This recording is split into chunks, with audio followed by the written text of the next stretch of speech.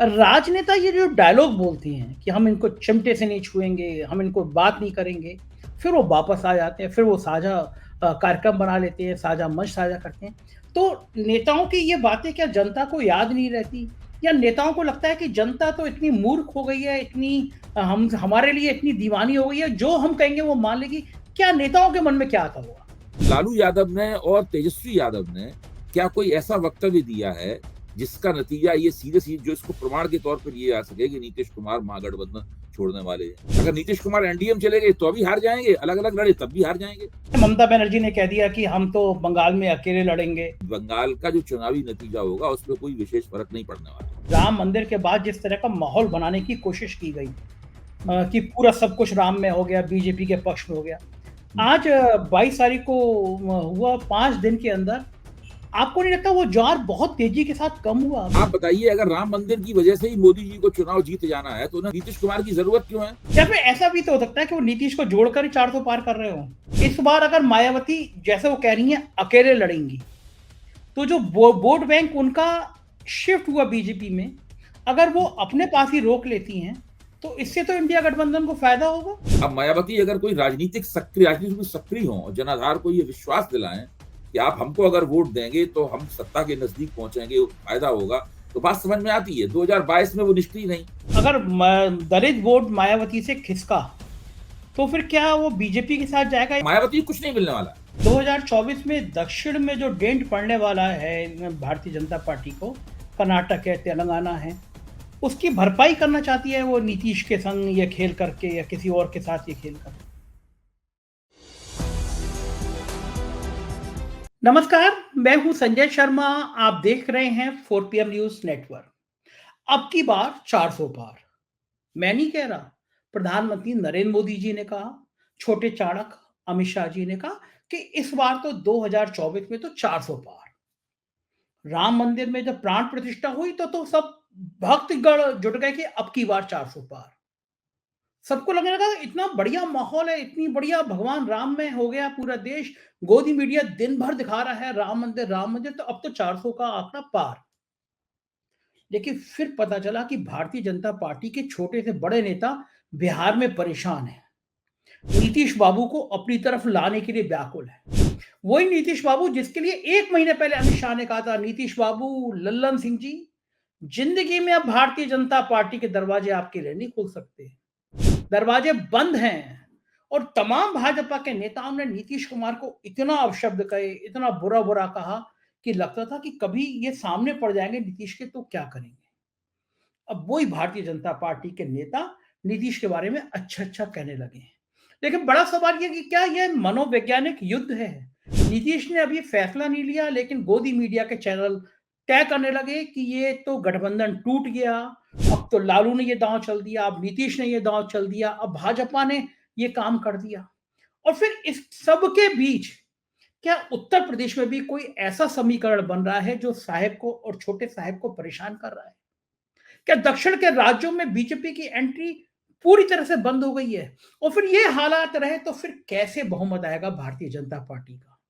ऐसे बहुत बड़े-बड़े सवाल हैं, राजनीति के बड़े-बड़े सवाल हैं और समाधान एक शख्स के पास है जिनका नाम है प्रोफेसर अभय दुबे। एक ऐसे पत्रकार, एक ऐसे लेखक जिन्होंने राजनीति के ऊपर बहुत किताबें लिखी हैं, सीएनडीएस में लंबे समय तक काम किया है, बेबाक तरीके से बोलते हैं, देश के बड़े-बड़े टीवी चैनलों पर आप उनको देखते रहते हैं। तो मैं जिन बातों को आपसे ज़िक्र कर रहा था, वो सारी बातें हमने अभय दुबे जी से पूछी हैं। मैं आपको सीधे उनके पास लेके चलता हूँ और वहाँ बातचीत करके समझने की कोशिश करता हूँ कि आखिर इस खेल की असली पटकथा है तो क्या है? चलते हैं हम सीधे अभय दुबे जी के पास। स्वागत है अभय दुबे जी आपका 4 PM न्यूज़ नेटवर्क में। बिहार में बहुत कुछ सनसनीखेज चल रहा है और ये माना जा रहा है कि नीतीश जी अब भारतीय जनता पार्टी के साथ आ जाएँगे। सुबह से मैं अमित शाह जी का बयान देख रहा था जो उन्होंने कहा था नीतीश बाबू किसी कीमत पर आप स्वीकार नहीं है। और नीतीश का भी बयान देख रहा था कि कुछ भी हो जाए अब भारतीय जनता पार्टी, खराब-खराब शब्द थे। मैं आपसे ये समझना चाहता हूँ कि आप एक ऐसे संस्थान में सालों रहे हैं, आपने डॉक्टरेट करी है, आपने किताबें लिखी हैं, आपने समाज शास्त्र और राजनीति का दोनों का बहुत अनुभव है, लोगों से संपर्क का अनुभव है। राजनेता ये जो डायलॉग बोलती हैं कि हम इनको चिमटे से नहीं छुएँगे, हम इनको बात नहीं करेंगे, फिर वो वापस आ जाते हैं, फिर वो साझा कार्यक्रम बना लेते हैं, साझा मंच साझा करते हैं। तो नेताओं की ये बातें क्या जनता को याद नहीं रहती? या नेताओं को लगता है कि जनता तो इतनी मूर्ख हो गई है, इतनी हम हमारे लिए इतनी दीवानी हो गई है, जो हम कहेंगे वो मान लेगी? क्या नेताओं के मन में क्या आता होगा? देखिए, मैं ये मानता हूँ कि राजनीति जो है वो मौजूदा क्षण में होती है। वो बहुत इतिहास के आधार पर इतिहास में नहीं होती राजनीति, और ना राजनीति भविष्य में होती है। इतिहास और भविष्य की बातें बहुत की जाती हैं, लेकिन जो कुछ घटित होता है, वो मौजूदा क्षण में घटित होता है उसमें। और इस वक़्त जो राजनीति चल रही है, उसमें जो घटित हो रहा है, उसको उसी रूप में देखना चाहिए। अब जैसे कि इस क्षण में मुझे कम से कम ये नहीं दिखाई पड़ता कि नीतीश कुमार ने कोई ऐसा वक्तव्य दिया हो, जिससे हम लोग ये अंदाज़ा लगाएँ कि वो महागठबंधन छोड़कर एनडीए में जाना चाहते हैं। अगर ऐसा कोई उन्होंने वक्तव्य दिया है, तो उस वक्तव्य के बारे में मुझे बताया जाए। मतलब आपकी निगाह में पड़ा हो तो आप मुझे उसको बताइए उस नहीं, वक्तव्य के बारे नहीं, में। नहीं, नीतीश उन्होंने अपने उन्होंने जब जब जब कर्पूरी ठाकुर को भारत रत्न दिया नरेंद्र मोदी ने, तो उस वक़्त उन्होंने जो भाषण दिया, उस भाषण को मैंने ध्यान से सुना है।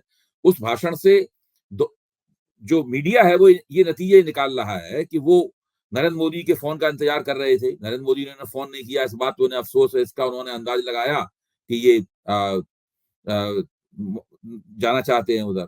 उधर जब उन्होंने एक टिप्पणी ये की नीतीश कुमार ने कि मैं कोई पर ना तो कर्पूरी ठाकुर परिवार को बढ़ावा देते थे, ना मैं परिवार को बढ़ावा देता हूँ।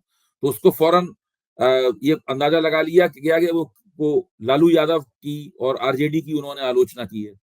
अच्छा, नीतीश कुमार जिस तरह के व्यक्ति हैं, उसमें इस तरह की बात करना बहुत ही एक स्वाभाविक बात है।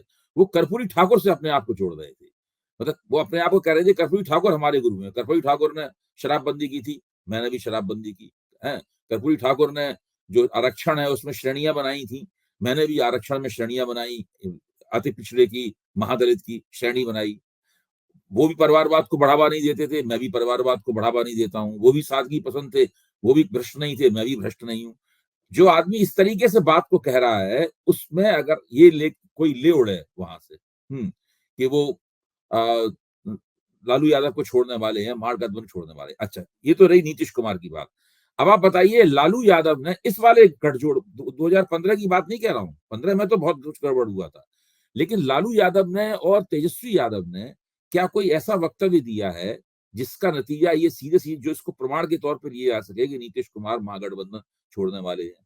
अब लालू यादव की बेटी ने, रोहिणी ने कुछ ट्वीट किया उनके इस बयान से नाराज़ होके कि हम परिवारवादी नहीं हैं। अच्छा, डिलीट भी किया उन्होंने उस ट्वीट को बाद में। जब केसी त्यागी से पूछा गया तो केसी त्यागी ने कहा कि मैं बच्चों की टिप्पणी पे टिप्पणी नहीं करता। अच्छा, अब आप देखिए क्या रोहिणी जी हैं, इतनी ज़्यादा महत्वपूर्ण है, मैंने तो उनका नाम भी नहीं सुना था आज से पहले। मुझे ध्यान भी नहीं था कि लालू यादव की कोई बेटी भी है, जिसका नाम रोहिणी है। क्या वो इतनी महत्वपूर्ण है कि उसके आधार पे हम महागठबंधन के भविष्य के बारे में फैसला करना शुरू कर दें? देखिए, राजनीति में कुछ भी हो सकता है। कल की तारीख में नीतीश कुमार छोड़ के जा सकते हैं, हैं? नहीं भी छोड़ के जा सकते हैं। आज की तारीख में क्या हुआ? आज की तारीख तक हम लोग जब प्रोग्राम ये कर रहे हैं, ये विश्लेषण कर रहे हैं, इस वक़्त तक कोई भी प्रमाण उपलब्ध नहीं है, केवल कयास हैं। अब जैसे कि मान लीजिए बिहार में लोकसभा चुनाव का बंदोबस्त करने के लिए, रणनीति बनाने के लिए भाजपा ने एक बैठक बुलाई। बैठक में सम्राट चौधरी और रेणु गुप्ता दोनों वहां गए रेणु वहां गई हुई हैं, जो पहले उप मुख्यमंत्री दिल्ली। इस बात का भी अंदाजा इससे जोड़ा जा सकता है कि वो नीतीश कुमार आने वाले हैं एनडीए में, वो चर्चा होगी वहां पर। अब तो अब अमित शाह बैठक में पहुंच गए हैं, इसकी चर्चा हो रही है। सब चीजों आप चाहें तो हर चीज से ये अनुमान लगा, हर चीज को इससे जोड़ सकते हैं कि नीतीश कुमार पक्ष परिवर्तन कर सकते हैं। अगर आप पूछेंगे तो मैं ये भी बताऊंगा कि नीतीश कुमार ने अपनी जिंदगी में जो पहले पक्ष परिवर्तन किए थे, वो क्यों किए थे, है? और अभी मेरा तार्किक मस्तिष्क ये मानने के लिए तैयार नहीं है कि ये इस पक्ष परिवर्तन से उनको या लालू यादव, मतलब इस पक्ष परिवर्तन से लालू यादव को कोई फायदा हो सकता है, या अभी उनके नीचे से मुख्यमंत्री की कुर्सी खींच लेने से लालू यादव को कोई फायदा हो सकता है। भाई अभी लोग विधानसभा चुनाव 1 साल दूर है, विधानसभा चुनाव अगली साल होगा, अभी तो साल का पहला महीना चल रहा है, अभी लोकसभा चुनाव होने वाला है। अगर अगर लालू यादव अभी उनके नीचे से कुर्सी खींच लेंगे तो जाहिर है कि लालू नीतीश कुमार से उनका अलगाव हो जाएगा। जब 2014 में नीतीश लालू और उसके दो ही नतीजे हो सकते हैं, या तो नीतीश कुमार एनडीए में चले जाएं या अकेले लड़ें। है? दोनों ही हालत में लालू यादव का तो सुपड़ा साफ है। लोकसभा चुनाव में एक भी सीट नहीं मिलेगी, सब हार जाएंगे पूरे के पूरे। अगर नीतीश कुमार एनडीए में चले गए तो अभी हार जाएंगे, अलग अलग लड़े तब भी हार जाएंगे। 2014 में अलग अलग लड़े थे, हार गए थे बुरी तरह।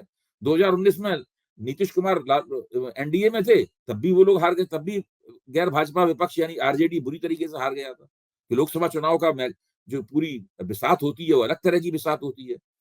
तो एक राजनीतिक समीक्षक के तौर पर अभी तक मुझे इस बात का कोई प्रमाण नहीं मिला है कि नीतीश कुमार एनडीए में जाने वाले हैं।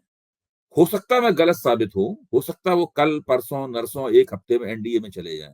बार बार तारीखें दी है। और एक और बात ध्यान कीजिए, नीतीश कुमार अगर एनडीए में जाएंगे तो क्या वो इतनी ज्यादा उसकी चर्चा होगी तब जाएंगे एनडीए में? यानी सुशील मोदी भी कह रहे हैं कि दरवाजे खुले हैं, अमित शाह ने भी कहा कि भाई कोई प्रस्ताव आओ तो विचार कर सकते हैं, जीतन राम मांझी भी कह रहे हैं कि नीतीश कुमार है तो पलटू राम, लेकिन आएंगे तो हमें उनको आने पे आपत्ति नहीं होगी। क्या इस तरीके के वक्तव्य दिए जाएंगे तब नीतीश कुमार जाएंगे एनडीए में? नीतीश कुमार ने अभी जो एनडीए छोड़ा था उससे पहले किसी को भनक लगी थी कि एनडीए छोड़ने वाले? हाथों के तोते उड़ गए थे सुशील कुमार मोदी के और अमित शाह दोनों के। एनडीए छोड़ने से पहले नीतीश कुमार और अमित शाह की बातचीत हुई थी, जिसमें नीतीश कुमार ने भनक नहीं लगने दी थी वो क्या करने वाले हैं। सारी उनकी चाणक्यगिरी धरी रह गई थी उनकी। तो मैं ये कहना ये चाहता हूं कि राजनीति में जो होना होगा वो होगा। हम लोग अगर अपनी गलत समीक्षा कर रहे हैं तो अपनी गलती मान लेंगे। भाई हमारे पास कोई सीआईए टाइप जासूसी एजेंसी तो है नहीं जिसमें जासूस भेज के हमने पता लगा लिया है ना। हमारे पास ऐसी कोई मशीन है जिसमें हम देख लें नीतीश कुमार के दिमाग में क्या चल रहा है, और सुशील मोदी के दिमाग में क्या चल रहा है, और अमित शाह के दिमाग में क्या चल रहा है, लालू तेजस्वी के दिमाग में क्या चल रहा है। जो राजनीतिक परिस्थिति है उसके मुताबिक मेरा मानना यह है कि नीतीश कुमार इंडिया गठबंधन में रहेंगे। इंडिया गठबंधन एनडीए से अलग तरह का मोर्चा है। एनडीए में भाजपा का इतना प्रभुत्व है कि दूसरी किसी भी पार्टी को चू करने की भी ना मोहलत है, ना इजाजत है, और ना ही कोई उनकी अगर वो चू करेंगे तो कोई उनकी कुछ उससे फर्क पड़ेगा। सब चुपचाप भाजपा के कार्यकर्ता की तरह बैठते हैं, मोदी जी भाषण देते हैं, उसके बाद उठ के चले जाते हैं। जबकि इंडिया गठबंधन जो है वो बराबर की ताकत वाले नेताओं और पार्टियों का गठबंधन, कोई किसी से दबता नहीं है। अगर किसी कोई आपत्ति होती है तो वो कहता है और मीडिया उसको ले उड़ता है, कि मीडिया को लगातार भाजपा का ये एजेंडा पूरा करना है कि भाई इंडिया गठबंधन कमजोर है, इसमें आपसी मतभेद है, ये इतनी एकता टूटने वाली है। उनकी एकता टूटने वाली है तो जब से बना है तब से कहा जा रहा है। कितने दिन हो गए उनकी, उसकी गति धीमी है। बहुत से काम जो इंडिया गठबंधन को करना चाहिए तो उसने नहीं किए हैं, सही बात है। इससे भरोसा भी उसकी क्षमताओं में कम हो गया है, लेकिन आज तक एकता तो नहीं टूटी। एक भी नेता जो इंडिया गठबंधन में गया था एक भी वापस बाहर नहीं आया। लेकिन वो जैसे लोग कहते हैं, जैसे ममता बनर्जी ने कह दिया कि हम तो बंगाल में अकेले लड़ेंगे, तो लोगों ने कहा यह भी एक इंडिया गठबंधन के टूट का नतीजा है। भगवंत मान ने कह दिया कि हम अच्छा, पंजाब में अब आप अकेले लड़ेंगे। देखिए, क्या इसका हम लोग पहले भी इस पर चर्चा कर चुके हैं। अगर दो सीटें मांगी थी, 2 सीटें देने कहा था ममता बनर्जी ने, 2 सीटें कांग्रेस की थी। कांग्रेस शायद 5 सीटें मांग रही थी। अब जो भी उनमें सीटों का आदान प्रदान हो उसको छोड़ दें हम लोग। मेरा कहना है कि अगर वो लोग सीटें दे देते हैं तब भी ठीक है, और अलग अलग भी सब भी लड़ते हैं तब भी बंगाल का जो चुनावी नतीजा होगा उसमें कोई विशेष फर्क नहीं पड़ने वाला है। बंगाल में इस तरह की राजनीतिक परिस्थिति है, उसमें गठजोड़ हो या ना हो, तालमेल हो या ना हो, इससे कोई विशेष फर्क नहीं पड़ने वाला है। यही पंजाब की स्थिति है। अब प्रगट सिंह को आप जानते हैं, वो भारतीय हॉकी टीम के कप्तान थे और बड़े जबरदस्त रक्षक खिलाड़ी थे, डिफेंडर थे, बहुत दुनिया के टॉप मोस्ट डिफेंडर थे और बड़े बुद्धिमान आदमी भी हैं। उन्होंने अभी एक वक्तव्य में ये उन्होंने कहा कि भाई पंजाब की स्थिति अलग तरह की है, वो अन्य प्रदेश देश के अन्य प्रदेशों की तरह नहीं सोचता। पंजाब एक अलग तरह का प्रांत है। जो चीज दूसरे प्रांतों के लिए ठीक है वो पंजाब के लिए जरूरी नहीं ठीक हो। तो उन्होंने उसका व्याख्या करके बताया कि पंजाब में नंबर 1 पार्टी आम आदमी पार्टी है, नंबर 2 पार्टी कांग्रेस है, नंबर 3 पार्टी अकाली है और number 4 party Bharatiya Janata party है। इस बात की क्या तुक है कि पहले और दूसरे नंबर की पार्टियां नंबर 4 की पार्टी के खिलाफ गठजोड़ करें। तो अब हाँ, पंजाब में भी अलग, पंजाब में भी हो सकता है गठजोड़ ना हो। तो ये मैं इस दृष्टि से देखता हूँ। अच्छा, ये बिल्कुल एक बात, बड़ा सवाल ये है कि राम मंदिर के बाद जिस तरह का माहौल बनाने की कोशिश की गई, कि पूरा सब कुछ राम में हो गया, बीजेपी के पक्ष में हो गया। आज 22 तारीख को हुआ, 5 दिन के अंदर आपको नहीं लगता वो जार बहुत तेजी के साथ कम हुआ? मैं टीवी चैनल देख रहा था, गोदी मीडिया के चैनलों पे भी मंदिर की खबर नहीं आ अच्छा, रही आप है। बताइए, अगर राम मंदिर की वजह से ही मोदी जी को चुनाव जीत जाना है तो उन्हें नीतीश कुमार की जरूरत क्यों है? आप बताइए, आखिरकार ऐसी क्या जरूरत पड़ी कि भाजपा को लग रहा है कि नीतीश कुमार अगर आ जाए हमारे यहाँ, है, तो हमारा ज्यादा राजनीतिक परिणाम, हमारे चुनावी परिणाम ज्यादा अच्छे होंगे। तो भगवान राम उन्हें जिता रहे हैं, उनको सब जगह रामलला को उन्हें आशीर्वाद प्राप्त है, और देश की आत्मा और देश की चेतना को बहुत जबरदस्त उछाल मिला है राम मंदिर बनने से, और वो मोदी जी ने दिलवाया है। तो अब सवाल ये है, नीतीश कुमार की उन्हें आवश्यकता है क्यों? क्या जरूरत है? बच्चा बच्चा दे रहा है भाजपा को वोट। जब बच्चा बच्चा भाजपा को वोट दे रहा है, और वो दिन रात 5-5 7-7 3-3 लाख 5-5 लाख लोगों के वहां पे दावा कर रहे हैं कि वो वहां पे दर्शन करा रहे हैं। अब तो वो दावेदारियां भी बंद हो गई हैं, भीड़ भी दिखाई, टीवी भी दिखाई देना बंद हो गई है वो वाली। तो मैं ये जानना चाहता हूं कि नीतीश कुमार जैसे नेताओं की उन्हें क्यों क्यों आवश्यकता है? बात तो सही है आपकी कि जब वो हाँ, कह रहे थे कि अब की बार 400 पार, हाँ। तो जब 400 पार है तो नीतीश के कैलकुलेशन, या फिर ऐसा भी तो हो सकता है कि वो नीतीश को जोड़कर ही 400 पार कर रहे हो। लेकिन नीतीश तो 2022 में छोड़ गए थे। हाँ। नीतीश ने आज नहीं छोड़ा है। नीतीश तो 2022 में छोड़ गए थे, इसमें 2023 पूरी गुजर गई है, 2024 शुरू हो गई है। अच्छा, लग रहा है आपको अभय जी, लग रहा है आपको कि भारतीय जनता पार्टी के अंदर कहीं कोई बेचैनी है, कोई परेशानी है? इतना आसान नहीं लग रहा है इस बार देखिए, उनको। मैंने तो ये बिल्कुल एक तथ्यात्मक बात मैं आपके सामने रख रहा हूं। 11 राज्यों में भारतीय जनता पार्टी ने जो प्रदर्शन किया था, वो प्रदर्शन 2024 में उन्हें दोहराना है। उन 11। 11 राज्यों में से दोहराना है। अगर नहीं दोहराएंगे तो सीटें कम हो जाएंगी। उन 11 राज्यों में से 3 राज्य ऐसे हैं जो अब 2019 जैसे नहीं रह गए हैं। कौन उनमें कौन एक से? बिहार है, एक कर्नाटक है, एक महाराष्ट्र है। अब भाजपा की पूरी पेशबंदी ये है कि उनको भी 2019 की शक्ल में ले आए लौटा के। उसके लिए कर्नाटक में उन्होंने देवगौड़ा से समझौता किया है। महाराष्ट्र में उन्होंने दो पार्टियां तोड़ी हैं, और राहुल नार्वेकर ने एक एक फैसला दिया है, जिस फैसले में जो उद्धव के विधायक हैं उनको भी मजबूर हो गए हैं वो कि वो एकनाथ शिंदे के मातहत हो जाएं। वो एक बहुत ही चतुराई भरा फैसला है। और बिहार में सारा दांव पेच नीतीश कुमार के ऊपर चल रहा है। इसीलिए मैं कहता हूं कि ये बहुत बड़े पैमाने पर होने वाला मनोवैज्ञानिक युद्ध है। ये मनोवैज्ञानिक युद्ध यूपी में भी हो रहा है। हम्म। यूपी में मायावती इस मनोवैज्ञानिक युद्ध के केंद्र में है। अभी तक देखने में नजर आता है कि इस मनोवैज्ञानिक युद्ध में भाजपा की जीत हो रही है। आगे क्या होगा मैं नहीं कह सकता।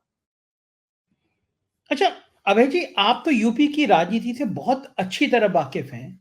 जी। ये देखा गया कि मायावती ने जब विधानसभा चुनाव में, पिछले विधानसभा चुनाव में 2022 में जब सक्रिय भूमिका अदा नहीं करी, तो मायावती का बहुत बड़ा vote bank Bharatiya Janata party की तरफ शिफ्ट हुआ। बिल्कुल।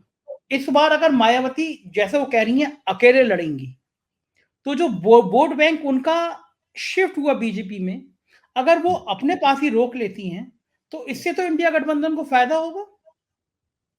नहीं नहीं, वो अकेले लड़ेंगी तो उनका, देखिए, कोई भी जो जनाधार होता है वो जुड़ा रहता है किसी नेता के साथ में। लेकिन आज के जमाने में जबकि राजनीति पूरी तरीके से बदल गई है, और ये कोई मायावती नई उभरी हुई नेता नहीं है, ये तो अपने शिखर पे 2007 में थी। 2007 में अपने शिखर पे पहुंची थी, जब अकेले दम पे उन्होंने बहुमत प्राप्त किया था। तब से अब तक इनका ग्राफ लगातार गिर रहा। कितने चुनाव लड़ चुकी हैं उसके बीच में? भाई 2007 के बाद में ये इन्होंने विधानसभा का चुनाव अखिलेश यादव से हारा। उसके बाद फिर लगातार हारी नहीं है, मतलब जो 12 के बाद में फिर 14 का चुनाव हारा, फिर 17 का चुनाव हारा, फिर 2022 का चुनाव हारा, बीच में 2019 का भी चुनाव हारा। इतने चुनाव लगातार हार रही हैं। तो इनका जनाधार जो है वो पुनर्विचार कर रहा है कि भाई इस नेता के साथ हम कब और कैसे रहें। अब मायावती अगर कोई राजनीति में सक्रिय हो और जनाधार को ये विश्वास दिलाएं कि आप हमको अगर वोट देंगे तो हम सत्ता के नजदीक पहुंचेंगे, फायदा होगा, तो बात समझ में आती है। 2022 में वो निष्क्रिय नहीं, उनका सूपड़ा साफ हो गया, उनका वोट सबसे ज्यादा नीचे गिर गया, कुछ नहीं मिला उनको चुनावी नतीजे के तौर पर। अब वो एक बार फिर कह रही हैं कि हम अकेली रहेंगी, तो उनको फिर कुछ नहीं मिलेगा। सारा वो गलत विश्लेषण है, तमाम मायावती समर्थक बुद्धिजीवी अंग्रेजी के अखबारों में लिख रहे हैं। जो अंग्रेजी के अखबारों में लिखा जा रहा है वो सारा गलत विश्लेषण है। वो केवल मायावती ने जो स्टैंड लिया है उस स्टैंड को एक्सप्लेन करने, उस स्टैंड का समर्थन करने के पक्ष की कोशिश करने के अलावा कुछ नहीं है। अच्छा, अगर दलित वोट मायावती से खिसका तो फिर क्या वो बीजेपी के साथ जाएगा या समाजवादी पार्टी के साथ भी भाई जाएगा? अगर जहां पे समाजवादी पार्टी का कैंडिडेट मजबूत होगा और दलित कैंडिडेट होगा, वहां दलित वोट समाजवादी पार्टी को ज्यादा मिलेगा। भाई जितनी भी अनुसूचित जाति वाली आरक्षित सीटें हैं वहां समाजवादी पार्टी भी दलित कैंडिडेट ही खड़ा करती है ना। जहां पे समाजवादी पार्टी के दलित कैंडिडेट को यादव, मुसलमान और दूसरे वोट मिलकर उसे लगेगा ये जीतने की स्थिति में है, वहां दलित वोट उसको चला जाएगा, बाकी दलित वोट बीजेपी में चला जाएगा। मायावती को कुछ नहीं मिलने वाला है, अच्छा, क्योंकि ये मायावती को ना ज्यादा वोट मिलेगा क्योंकि वो गठजोड़ में नहीं है। मायावती को कोई मुसलमान वोट नहीं मिलेगा, मुसलमान वोट मिलेगा तो अखिलेश को मिलेगा या मुसलमान वोट कांग्रेस को मिलेगा, और उन दोनों के बीच में समझौता होगा तो उनके गठजोड़ को मुसलमान वोट मिलेगा। मायावती को क्यों मुसलमान वोट मिलेगा? अच्छा, मायावती ने अगर बहुत सारे मुसलमान प्रत्याशी खड़े कर दिए तो? इससे क्या होता है? बहुत सारे मुसलमान प्रत्याशी तो ओवैसी भी खड़े करते हैं, ओवैसी भी तो खड़े कराएंगे मुसलमान प्रत्याशी। क्या आप समझते हैं यूपी में ओवैसी नहीं खड़े कराएंगे मुसलमान प्रत्याशी? ओवैसी भी खड़े करेंगे। कुछ कुछ जहां अगर मायावती ने कोई ऐसा मुसलमान कैंडिडेट खड़ा किया है जिसके जीतने, जो स्पष्ट रूप से जीतता हुआ दिखाई दे रहा है, तो उसको जाएगा मुसलमान वोट। तो ये परिस्थिति ऐसी, देखिए एक तो होता है कि उम्मीदवार अपने दम पर चुनाव जीतता है। ऐसी बहुत से निर्वाचन क्षेत्र होते हैं जहां उम्मीदवार, उसकी विशेषता ये होती है, उम्मीदवार लोगों को लगता है ये जिताऊ कैंडिडेट है तो बहुत सारा वोट उसको उसकी तरफ आता है। लेकिन पार्टी के दम पर मायावती किसी को नहीं जिता पाएंगी। वो जिता सकती हैं अगर वो विपक्ष के साथ गठजोड़ में चली जाए, तब वो अपनी पार्टी और गठजोड़ के दम पे भी कई उम्मीदवारों को जिता पाएंगे। तो अखिलेश यादव सहज होंगे अगर इंडिया गठबंधन में बात होती है मायावती को लाने की? भाई ये सहज ना सहज होना, पहले बातचीत हो, मायावती की तरफ से एक ओपनिंग मिले, बातचीत हो, वो लोग बैठे हैं, वो लोग पहले भी गठजोड़ में रह चुके हैं, सबको पता ही है इस बात को। मायावती क्या कांग्रेस के साथ भी गठजोड़ कर चुकी हैं, मायावती सपा के साथ भी गठजोड़ कर चुकी हैं। वो तो देखिए राजनीति में कुछ भी नामुमकिन नहीं है। अभी कठिन लगता है देखने में कि अखिलेश यादव एसपी बीएसपी में गठजोड़ मुश्किल होगा, लेकिन अगर सबकी उन लोगों को लगता है कि इसकी जरूरत है तो वो लोग जरूर नेता के लोग गठजोड़ कर लेंगे। क्या लगता है आपको कि 2024 में दक्षिण में जो डेंट पड़ने वाला है भारतीय जनता पार्टी को, कर्नाटक है, तेलंगाना है, उसकी भरपाई करना चाहती है वो नीतीश के संग ये खेल करके या किसी और के साथ ये खेल करके? देखिए वो भरपाई नीतीश नीतीश बिहार में तो 40 में से 39 सीटें दोनों ने मिलकर जीत ली थी। वहां तो उन्हें इतनी सीटें जीतनी है, इससे भरपाई नहीं होगी, ये तो पुराना जो जीता है वो वापस होगा। अगर कर्नाटक में सीटें कम होती हैं तो उसकी भरपाई कहीं और से न करनी होगी। अगर तेलंगाना में 4 की बजाय तेलंगाना में सीटें कम होती हैं तो भरपाई कहीं और से करनी होगी। पश्चिम बंगाल में सीटें कम होती हैं तो भरपाई कहीं और से करनी होगी। उड़ीसा में सीटें कम होती हैं तो भरपाई कहीं और से करनी होगी। असम में कुछ सीटें अगर कम होती हैं तो भरपाई कहीं और से करनी होगी। बिहार से भरपाई नहीं होगी, बिहार से होगी तो कमी होगी, उसकी भरपाई इन्हें कहीं और से करनी पड़ेगी। तो दक्षिण में ये बार-बार जो प्रधानमंत्री जी दौरा कर रहे थे राम मंदिर के प्राण प्रतिष्ठा से पहले, उसका मकसद क्या था? जब पता था नहीं जीतेंगे? मतलब ये है कि वो दौरा कर रहे हैं वहां पे क्योंकि भारतीय जनता पार्टी को एक अखिल भारतीय पार्टी वास्तविक स्तर में बनाना है। दक्षिण भारत में वो कर्नाटक में आके रुक जाता है उनका रथ, और कर्नाटक में भी कोई जरूरी नहीं है कि उनको पहले ऐसा प्रदर्शन वो कर पाए, मुश्किल है उनके लिए पहले ऐसा प्रदर्शन करना। तो कोशिशें तो सब नेता लोग करते ही हैं अपनी। क्या लग रहा है कि आपको इस बार जो बीजेपी पिच तैयार करेगी, खास तौर से यूपी और बिहार, वो धार्मिक आधार पे करेगी, वो हिंदू-मुसलमान का खेल खेलेगी, तेज करेगी, राम मंदिर को तेज करेगी या फिर कोई और मुद्दा ऐसा होगा राष्ट्रवाद का जिसको वो लेकर आएगी? भाई मुख्य तौर पर एक राष्ट्रवादी, हिंदूवादी, राष्ट्रवादी मिला-जुला एक माहौल बनाया गया है बहुत बड़े पैमाने पर। और खास तौर से भाजपा जिसको अपना प्रभाव क्षेत्र मानती है, उसमें भाजपा की कोशिश ये है कि उसके अंदर उसको उसका लाभ मिले। लाभ मिलेगा भी, मैं ये मानता हूँ, लाभ मिलेगा भी, ऐसी बात नहीं कि लाभ नहीं मिलेगा। नुकसान तो कोई होगा नहीं राम मंदिर का उनको, लाभ ही मिलेगा जितना होगा। तो अभी तक उसकी यही कोशिश है कि उसका लाभ भाजपा को प्राप्त हो पाए, लेकिन बिहार की जो राजनीतिक शक्तियों का संतुलन है, उसमें मुश्किल लग रहा है। उत्तर प्रदेश में जो अखिलेश यादव ने पीडीए बनाया है, पिछड़ा, दलित, अल्पसंख्यक, इस पीडीए की क्या संभावना नज़र आ रही है अभय जी? ये देखिए, पीडीए इसमें देखिए काम कर पिछड़ा और अल्पसंख्यक तो उनके साथ है, आ सकता है और भी उनके लिए उन्हें कोशिश करनी पड़ेगी। जैसे कि जो विधानसभा चुनाव में उन्होंने जो एक छोटी-छोटी जातियों के नेताओं को और पार्टियों को अपने साथ जोड़ा था, तो उन्होंने पिछड़े वर्ग की एकता का एक अच्छा गुलदस्ता तैयार कर लिया था। इसका उन्हें बहुत लाभ हुआ। मैं उसके लिए उनकी प्रशंसा भी करता हूँ, जो उन्होंने नीति अपनाई थी उस वक़्त। लेकिन धीरे-धीरे करके वो लोग सब बाहर चले गए ज़्यादातर, भाजपा में लौट गए।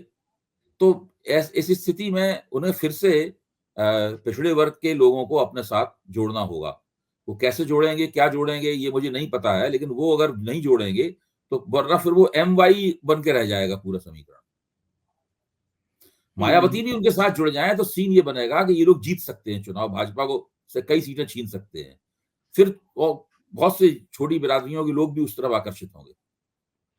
अच्छा, ये जो छोड़ के गए थे अखिलेश यादव को, जैसे ओपी राजभर, हुँ। उनको मंत्री क्यों नहीं बना पा रही है बीजेपी? क्या खेल क्या है? बेचारे राजभर हमेशा वेटिंग में रह जाते हैं। हर बार लगता है इनको अब तो असली मंत्री बने। आप अब ये मुझसे बोले थे। इस चीज़ से अब राजभर भी बहुत उलझन में है ना इस वक़्त। हुँ, उनको भी नहीं समझ में आ रहा है कि उनको कुछ मिला तो नहीं। वही छोड़ के गए, उनको कुछ नहीं मिला। तो अब वो लोकसभा चुनाव में उनकी क्या भूमिका होगी, इसके बारे में पुनर्विचार कर रहे होंगे।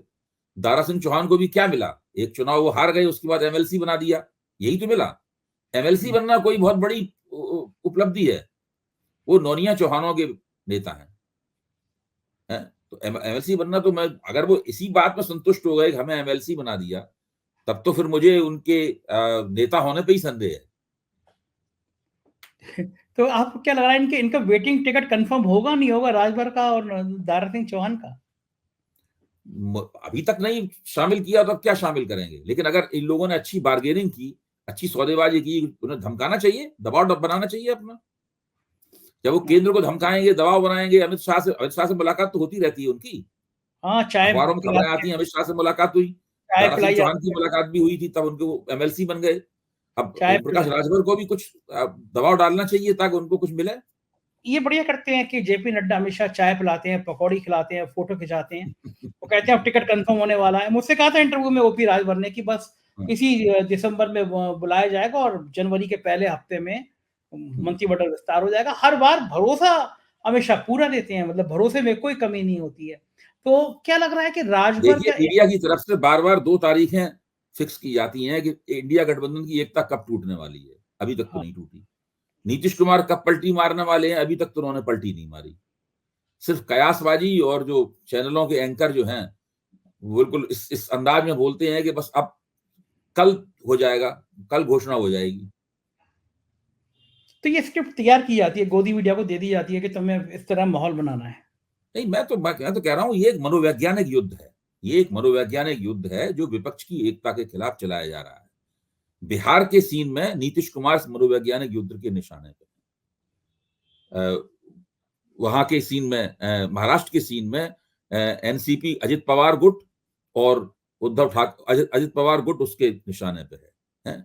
और उद्धव ठाकरे गुट उसके निशाने पे है। कर्नाटक में देवगौड़ा को उसने अपने साथ गठजोड़ में मिला लिया है। आपने देखा होगा जब प्राण प्रतिष्ठा हो रही थी, तो जो दक्षिण भारत के जो नेता दिखाई पड़ रहे थे, उसमें मुझे 2 ही नेता दक्षिण भारत के खास तौर दिखाई पड़े। तो चंद्रबाबू नायडू दिखाई पड़े और एक कुमारस्वामी दिखाई पड़े कर्नाटक के। हुँ। हाँ, तो ये मनोवैज्ञानिक युद्ध की तैयारी चल रही है और मेरे देखना ख्याल है से ये मनोवैज्ञानिक युद्ध है। इस युद्ध में भाजपा को कामयाबी भी मिल सकती है। मैं ये नहीं कह रहा हूँ हाँ, कि ये बेकार जाएगा। हाँ, अगर नीतीश कुमार तय करते हैं हफ्ते 10 दिन में या 2-3 दिन में कि उन्हें एनडीए में जाना है, तो मैं कहूँगा कि वो युद्ध में भाजपा कामयाब हुई। ठीक बात है, बिल्कुल सही बात है। बहुत-बहुत शुक्रिया अभय जी, इतनी सारी राजनीतिक बातें हमारे दर्शकों को समझाने के लिए। Thank you. तो ये थे अभय दुबे जी, आपने सुना इनकी सारी बातें और कितने बेबाक तरीके से इन्होंने बताया कि गोदी मीडिया किस तरह मनोवैज्ञानिक खेल खेलने की कोशिश करती है, किस तरह मीडिया साहेब के लिए काम करती है। मुझको यकीन है ये चर्चा आपको पसंद आई होगी। चैनल को ज्वाइन कीजिएगा, सब्सक्राइब करिएगा, अपनी राय से जरूर अवगत कराइएगा। हमारे राज्यों के चैनल हैं 4 PM यूपी, बिहार, गुजरात, महाराष्ट्र, कर्नाटक, राजस्थान और मध्य प्रदेश और 4 PM बॉलीवुड भी। मुझे उम्मीद है आपका प्यार बना रहेगा। कमेंट करिएगा। Thank you.